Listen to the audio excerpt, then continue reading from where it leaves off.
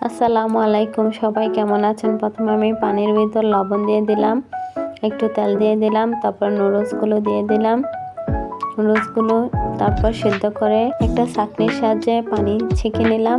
একটা ফ্রাই প্যানে তেল দিয়ে দিলাম, তারপর নুডলসের মশলাগুলো দিয়ে দিলাম, একটা ডিম দিয়ে দিলাম,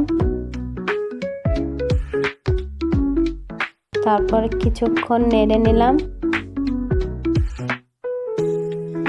সিদ্ধ করা নুডলসগুলো দিয়ে দিলাম, তারপর কিছুক্ষণ নেড়ে নিলাম, লবণ দিয়ে দিলাম, রান্না করা মাংসের ঝোল দিয়ে দিলাম। হয়ে গেছে আমার নুডলস রান্না। তারপর একটু সস দিয়ে পরিবেশন করলাম। সবাই ভালো থাকবেন। আল্লাহ হাফেজ।